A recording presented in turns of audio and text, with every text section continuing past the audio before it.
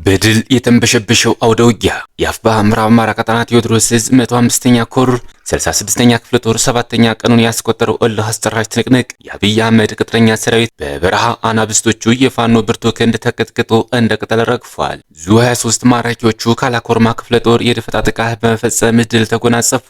በወገራ ሚጦ ቀበሌ የአገዛዙን ሰራዊት ስቦ በመደምሰስ ወታደራዊ ስልት አጭር ሰዓታት በፈጀ ብርቱ አውደ ውጊያ የብርሃኑ ጁላ ቅጥረኛ ሰራዊት ከፍተኛ ሰብአዊ ጉዳት ደርሶበታል። አንጀኔ ከተማ ለመዝረፍ ባሰፈሰፈ አረመኔ ሰራዊት ላይ 99ኛ ክፍለ ጦር ድል ተቀዳጀ።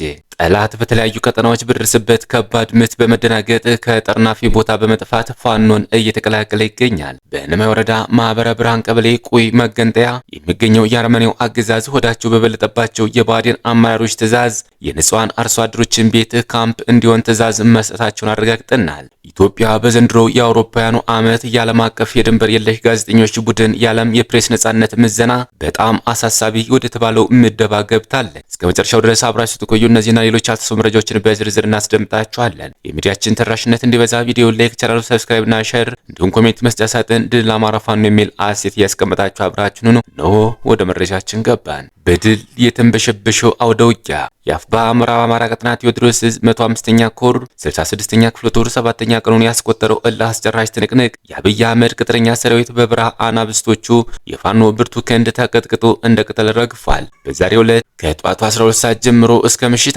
11 ሰዓት ድረስ ቀኑን ሙሉ በተደረገ አውደ ውጊያ የአፋብኃ ቴዎድሮስ ዕዝ 105ኛ ኮር 66ኛ ክፍለ ጦር የጦር ጠበብቶቹ በወታደራዊ አዛዥ ሻለቃ ጌጥ ያለሙ፣ ምክትል ወታደራዊ አዛዥ 50 አለቃ ተገኘ ደጀን፣ በዘመቻ መሪ 50 አለቃ ወተቱ ተስፋ፣ ምክትል ዘመቻ ወታደር ቻሌ አበበ እንዲሁም የክፍለ ጦሩን ቃኝና መሐንዲስ ጦር አዛዦችና ዘመቻዎችን ጨምሮ በየሻለቃው ያሉ ጦር አዛዦችና ዘመቻዎች በሰሩት ድንቅ ጥበብ የተሞላበት ኦፕሬሽን ደረቅ ወንዝ ፍል ውሃ ብሔራዊ ከተባለ ቦታዎች ላይ ድንቅ ታምር የተባለለት ፍልሚያ ተካሂዷል። በዚህም አውደ ውጊያ ከፍተኛ አመራሮችን ጨምሮ በርካታ የጠላት ኃይል ሙትና ቁስለኛ ማድረግ ተችሏል። ጠላት በዙ23 እና መካናይዝድ የታገዘ ውጊያ ቢያደርግም የፋኖን ከባድ ምት ግን መቋቋም አልቻለም። በሌላ መረጃ ዙ23 ማራኪዎቹ ካላኮርማ ክፍለ ጦር የደፈጣ ጥቃት በመፈጸም ድል ተጎናጸፉ።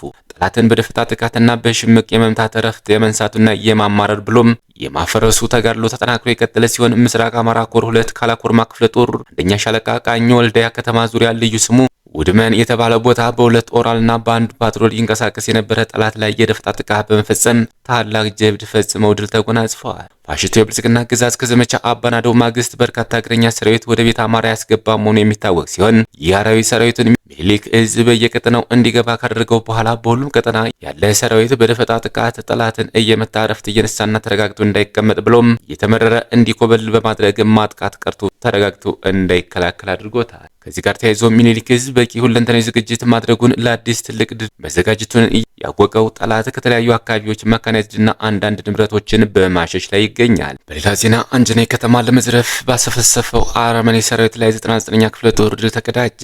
አፋብኃ ምዕራብ አማራ ቀጠና 109ኛ ኮር 99ኛ ክፍለ ጦር ከመልሶ ማደራጀት ግንባታ ጎን ለጎን በየቀጠናው የተለያዩ ከቀላል እስከ ከባድ ውጊያዎችን እያደረገ ይገኛል። ከህዳር 24 2018 ጀምሮ መነሻውን ምዕራብ ጎጃም ደመጫ በማድረግ አንጀኔ ቀበሌ በመሸሸግ ለ7 ቀናት ህዝብን ለመግደልና የተለያዩ ዘረፋዎች ለመፈጸም የተንቀሳቀሰው ጠላት ጀግኖቹን እረፍት ሲነሱት ቢሰነብቱም ዛሬም ከሌሊቱ 11 ሰዓት እስከ 6 ሰዓት ከባድ ውጊያ በማድረግ በጠላት ላይ ከፍተኛ ሰብአዊና ቁሳዊ ኪሳራ ደርሰውበታል። በዚያ ወደ ውጊያ በአማራ ክልል ራሱን ጥምር ጦር ብሎ እየተንቀሳቀሰ ያለ አረመኔ ሰራዊት ሞርተር 120 እና ዙ23 የተጠቀመ ቢሆንም 199ኛ ክፍለ ጦር አናብስቶች ከባድ ኪሳራ የደረሰበት ሲሆን ከ35 በላይ የሰው ኃይል ሲደመሰስ ከ40 በላይ ከቀላል እስከ ከባድ ቁስለኛ ማድረግ ተችሏል። ደንበጫ ወረዳ አንጀኔ አሳቅሽኝ ማርያም ቤተክርስቲያን በመመሸግ ቤተክርስቲያን አጥር ግቢን በማቆሸሽ ሲጸዳዳበት የነበረው ምሽግን በማስለቀቅ ብዛት ያለው ተተኳሽና ነፍስ ወከፍ ክላሽንኮቭ መሳሪያ መማረክ ተችሏል። ጠላት በተለያዩ ቀጠናዎች በደረሰበት ከባድ ምት በመደናገጥ ከጠርናፊ ቦታ በመጥፋት ፋኖን እየተቀላቀለ ይገኛል።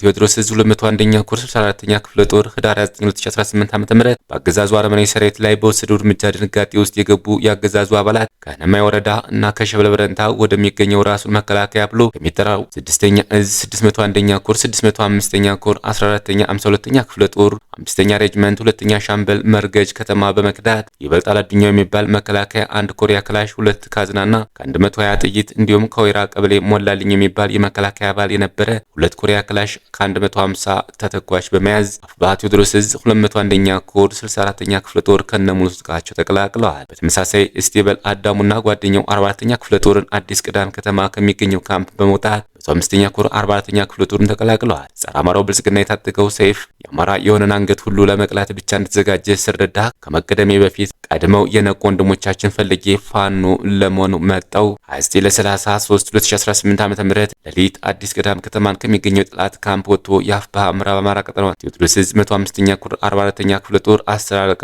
ኤፍሬም አጥናፍ ሻለቃን ከተቀላቀለ እስቴበል ገዳሙ ከተባለ ወንድማችን ንግግር የተወሰደ።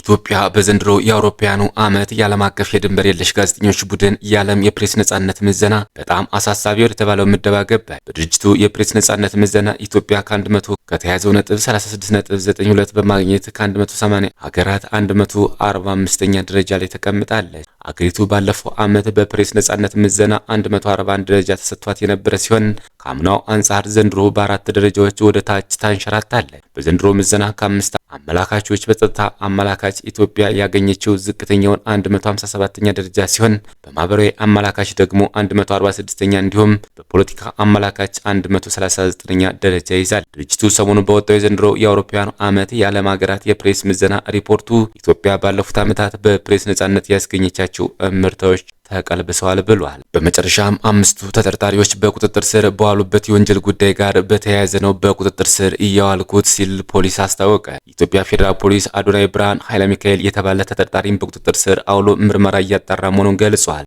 አዶናይ ብርሃን ኃይለ ሚካኤል በቁጥጥር ስር ሊውል የቻለው ከኢትዮጵያ ሕዝብ ባህልና መልካም ስነ ምግባር በተቃራኒ በሕዝብ ዘንድ ተቀባይነት የሌለው አስነዋሪ አለባበስ ለብሰው በአደባባይና በቴሌቪዥን ቀጥታ ስርጭት የታዩት 5 ተጠርጣሪዎች በቁጥጥር ስር በዋሉበት የወንጀል ጉዳይ ጋር በተያያዘ ነው ሲል ፖሊስ አስታውቋል። እውቅናና ገንዘብ ለማግኘት ብቻ በማሰብ ሚዲያዎችን ኃላፊነት በጎደለው አኳኋን እየተጠቀሙ በተለይ ወጣቱ ትውልድ መልካም ስነ ምግባር ተቀርጾ ሀገርን የሚጠቅም ተግባራትን እንዳያከናውንና በተቃራኒው በትውልድ ላይ ርካሽ ባህል ለመጫን የሚደረገው ተግባር ለመከላከል የጀመርኩትን ምርመራ አጠናክሬ እቀጥላለሁ ብሏል። ክቡራትና ክቡራን የቻናላችን ቤተሰቦች ለሰዓቱ ያዘጋጅናቸው መረጃዎች እነዚህ መስሎ ነበር። በሌላ የመረጃ ሰዓታችን እስክንገናኝ ድረስ የዩቲዩብ ቻናላችን ሰብስክራይብ፣ ሼር እንደዚሁም ላይክ እያደረጋችሁ ጠብቁን። ቸር እያገናኘን መልካም ቆይታ